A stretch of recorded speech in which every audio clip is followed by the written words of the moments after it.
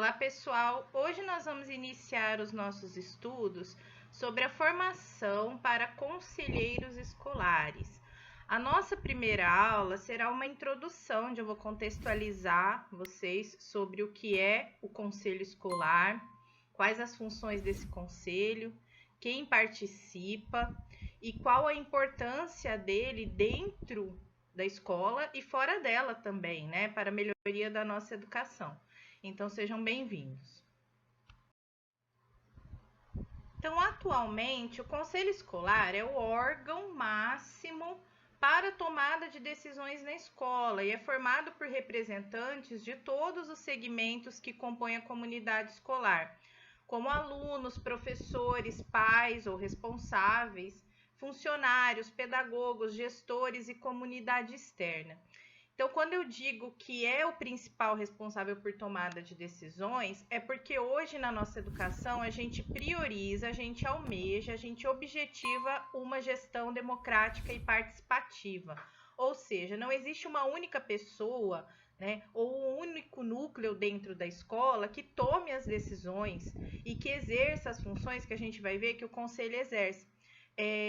Até mesmo na nossa legislação, orienta-se para que as decisões sejam tomadas em conjunto. E esse conjunto é composto por representantes de todos que têm interesses ligados à escola. Ou seja, alunos, professores, pais, funcionários, a comunidade em que a escola está inserida e a sociedade de uma maneira geral, tá? Historicamente, os conselhos escolares ganham força nas décadas de 1980 e 1990, porque a gente passa por um processo de redemocratização no nosso país, né?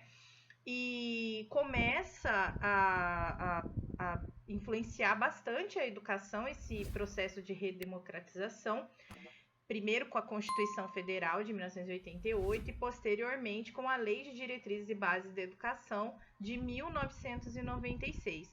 Essas legislações trazem uma proposta de gestão mais democrática e participativa. Então, a gente vê que os ideais de democracia eles se refletem na escola. A gente vai ver que muitas ideologias se refletem na escola, porque a escola representa a nossa sociedade, né, e toda a sua diversidade. Então, nessa gestão democrática e participativa, a tomada de decisões a respeito da escola, ela passa por todas as camadas que compõem o processo de ensino-aprendizagem. Então, ela não é centralizada na direção ou na gestão apenas, né? O princípio de gestão democrática passa a orientar as escolas públicas e se torna um dos pilares da atual política educacional. Escolas públicas, porque essas legislações atingem primeiro essas escolas, né, e logicamente se refletem também nas particulares. A Lei de Diretriz e Base da Educação é para todo tipo de instituição de ensino, público e privado. Então, a gestão escolar ela é tradicionalmente composta pela direção, coordenação e conselho, sendo que todos precisam se afinar para o bom desempenho escolar. Então, hoje antigamente a gente falava em gestão escolar, a gente via somente os dois primeiros, né? A direção e a coordenação, variando aí, às vezes tinha um supervisor de ensino, tem a mantenedora quando se trata de escola privada, enfim. Hoje o conselho faz parte dessa gestão e o conselho é diversificado. A principal função de um gestor é garantir o alinhamento dos diversos setores envolvidos no funcionamento da escola. Então, a direção, principalmente, a gente vai ver ao longo das nossas aulas, tem uma influência muito grande na garantia dessa democracia e dessa participação, né? Então, o gestor ele vai planejar, organizar e aplicar os recursos disponíveis e garantir que eles sejam suficientes para garantir o processo de ensino. As funções da gestão, entre outras mais, dependendo da escola, são pedagógicas e sociais. Nesse sentido, a participação da comunidade da escola na sua gestão, né, na gestão dessa escola, tal como é previsto em lei, constitui um mecanismo que tem como finalidade não apenas a garantia da democratização do acesso e da permanência, com a finalidade de garantir a universalização do ensino, mas também a propagação de estratégias democratizantes e participativas que valorizem e reconheçam a importância da diversidade política, social e cultural da vida local, regional ou nacional. Então, democracia é algo que se pensa que se reflete, mas que se vive também na prática, né? Então, como eu disse, a escola representa a sociedade, a comunidade na qual está inserida, reproduzindo seus valores, sua cultura e suas falas. Além disso, ela também influencia a formação dessa sociedade e dessa comunidade. Então, é um ciclo, né? Ao mesmo tempo que ela absorve o que acontece ao seu redor, ela ajuda a formar, né, essa cultura, esses valores, enfim, essa sociedade que ela integra. Então, a escola, ela e a sua gestão, ela tem responsabilidade social. E algumas dessas responsabilidades, principalmente em relação à gestão, são a integração da escola com a comunidade. Então, a comunidade deve estar presente na escola através de eventos e participação das reuniões. Entre essas reuniões, a reunião do conselho escolar, tá? Prestação de serviços, né? As instalações escolares devem ser colocadas a serviço da comunidade para promover atividades sociais, culturais e recreativas.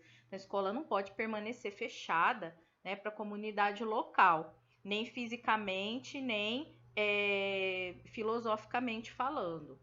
Estimula a discussão das questões sociais da comunidade, então os problemas, as dificuldades pelos quais essa comunidade passa precisam ser pensados pela escola, se ela puder fazer alguma coisa, né?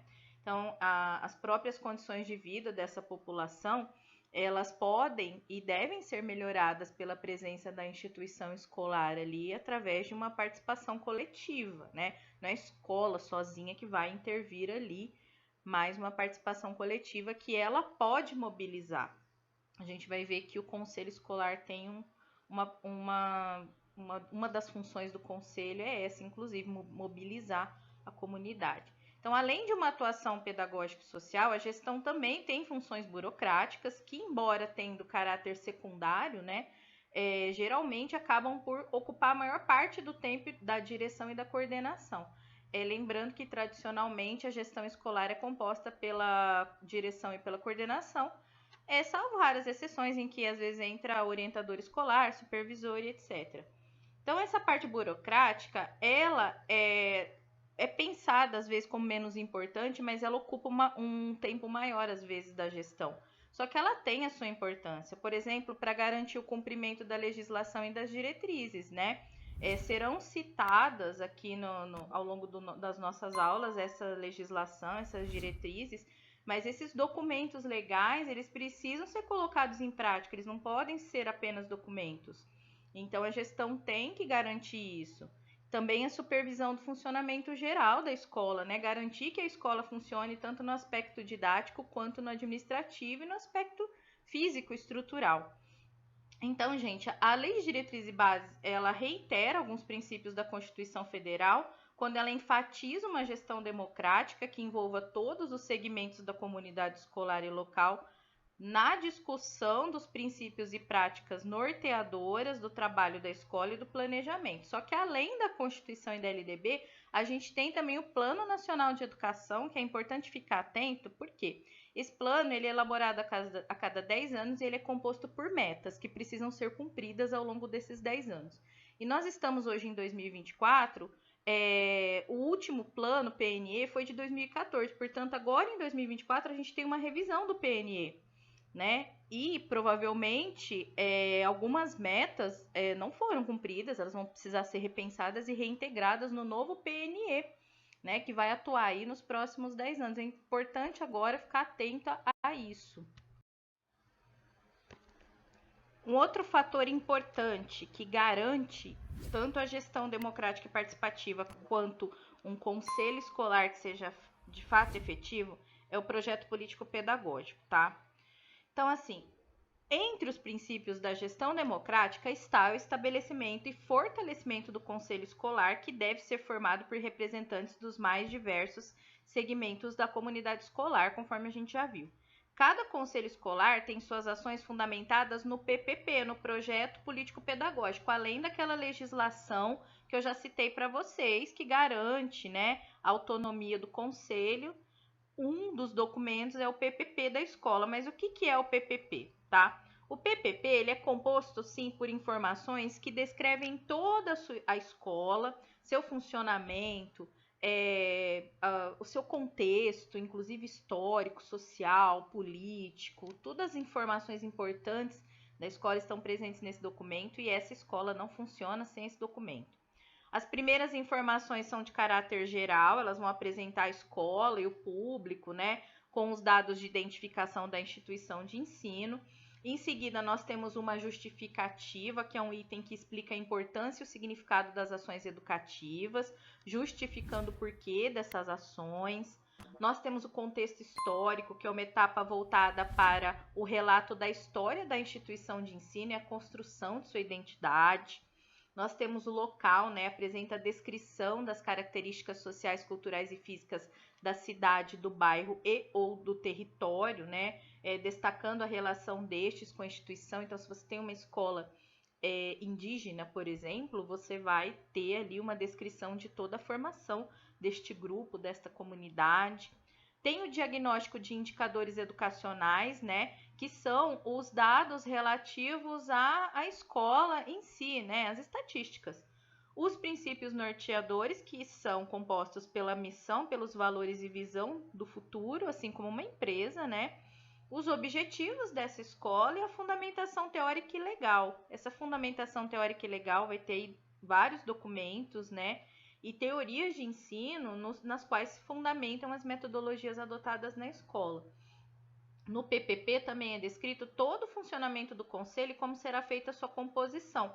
Por exemplo, a quantidade de membros, formas de convocação para as reuniões ordinárias e extraordinárias, como é realizado o processo de renovação dos conselheiros, inclusive como é feita a eleição desses conselheiros. Por exemplo, a gente tem geralmente a participação do Grêmio Estudantil, que é a representação dos discentes. Como que é feita as eleições para o Grêmio, né?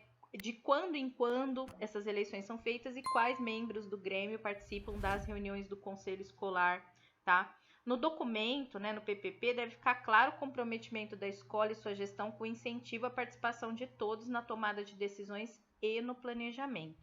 A estrutura do PPP, conforme a gente vê aí na figura, ela tem um marco referencial, que é a posição da escola em relação à sua identidade, visão de mundo, valores e objetivos. Depois, a segunda parte é o diagnóstico, né? Análise da realidade escolar e ações de melhoria a serem realizadas. E o plano de ação, que é a atuação da escola a partir das necessidades identificadas e avaliação dos resultados. Então, ele não é um documento, embora ele seja bem engessado, né? Porque a partir do momento que ele é fechado, você tem que seguir. Ele não é um documento que é engavetado, ele precisa estar circulando na escola o tempo todo e durante o planejamento e durante todo o ano escolar para ver se essas ações estão sendo efetivas e se elas estão sendo de fato desenvolvidas. Então, sabendo que a escola, através de seus documentos e de sua gestão, garante a autonomia, a formação, a convocação, enfim, o funcionamento do conselho escolar, vamos ver o que faz, né, o conselho escolar. O conselho da escola ele é fundamental para valorizar a gestão democrática, participativa e cidadã. Quanto mais democrático e participativo for esse conselho, mais essa gestão vai se concretizar como de fato democrática, né? Então, a democracia e a participação, elas rompem com uma estrutura hierárquica rígida e constroem uma estrutura flexível e horizontal, que vem a privilegiar o diálogo e o consenso na tomada de decisões. A gente não tem mais aquela estrutura hierárquica onde quem manda é o diretor e aí, ao longo da cadeia, todos vão obedecendo uns aos outros. Seria uma estrutura vertical, né? Atualmente, o grande desafio é conquistar a participação e corresponsabilidade dos agentes escolares e da comunidade de forma a promover uma ação mais efetiva, sendo que as decisões refletem a pluralidade de interesses e visões que existem entre os diversos segmentos envolvidos. Então, essas ideias elas são ouvidas e elas são refletidas. As ações têm um patamar de legitimidade mais elevado, então quando você planeja uma ação, você vê que ela está realmente fundamentada na democracia, na diversidade. Há uma maior transparência nas decisões tomadas, né? Porque todos participam, todos sabem dessas decisões. Garante-se decisões efetivamente coletivas nas unidades escolares enquanto espaço de cidadania. Então, nesse sentido, nós podemos elencar as funções dos conselhos escolares como deliberar sobre as normas internas e o funcionamento da escola, ou seja, discutir sobre isso, participar da elaboração do PPP, do Projeto Político Pedagógico, garantindo, inclusive, através desse documento, sua própria autonomia, analisar e aprovar o calendário escolar no início de cada ano letivo, analisar as questões encaminhadas pelos diversos segmentos da escola, propondo sugestões, acompanhar a execução das ações pedagógicas, administrativas e financeiras da escola e mobilizar a comunidade escolar e local para participação em atividades em prol da melhoria da qualidade da educação, como prevê a legislação. Tem um vídeo que eu coloquei aí para vocês, onde é especificado de uma forma mais sucinta, né, o que é o conselho escolar, mas principalmente qual sua importância, por que hoje o governo incentiva o fortalecimento, né, desse conselho. Continuando aqui, né, o conselho de escola ele é composto por representação, com a participação de docentes, especialistas de educação, funcionários, pais de alunos, alunos. E a proporção, eu estou usando como base, gente, uma cartilha do Estado de São Paulo. Então, devo lembrar que pode variar de estado para estado e pode variar também nas secretarias municipais, ou seja, de cidade para cidade. Então, aqui é mais ou menos, né, para vocês terem uma ideia, 40% de docentes, 5% de especialistas de educação, exceto o diretor da escola, tá? 5% de funcionários, colaboradores, 25% de pais de alunos e 25% de alunos. Percebam que metade do conselho é de alunos e pais de alunos. E os docentes, a participação dos professores também é bastante grande, tá? São as pessoas que estão envolvidas na linha de frente do processo de ensino-aprendizagem, né?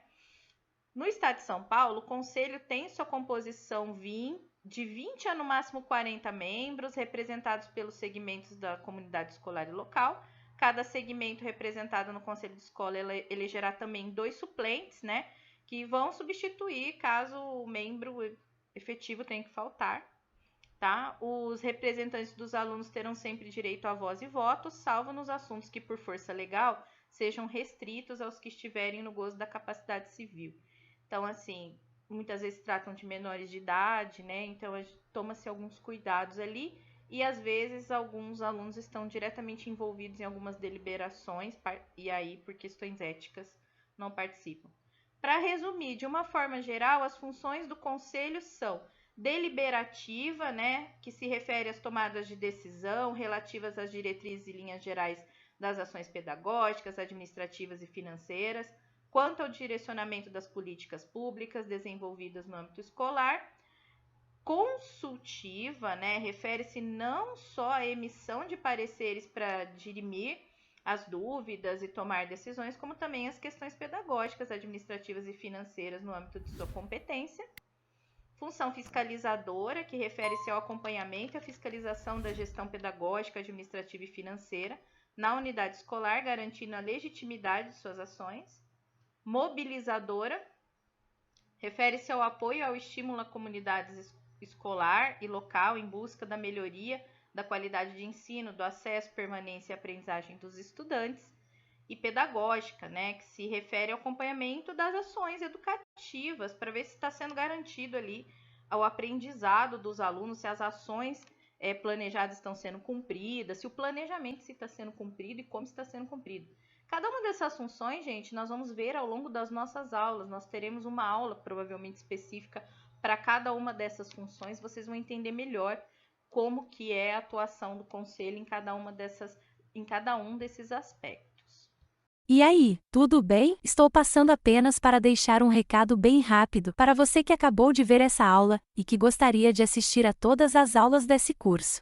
É bem fácil. Basta você clicar no link que está na descrição deste vídeo ou acessar www.novacursos.com.br. Fazendo sua matrícula em nosso site, você terá acesso a todas as aulas desse curso e mais centenas de outros cursos, além de poder fazer avaliação. E caso você queira, poderá estar adquirindo o certificado com um valor bem acessível. Esse foi o recado que eu queria dar. Aguardo sua matrícula. Até breve!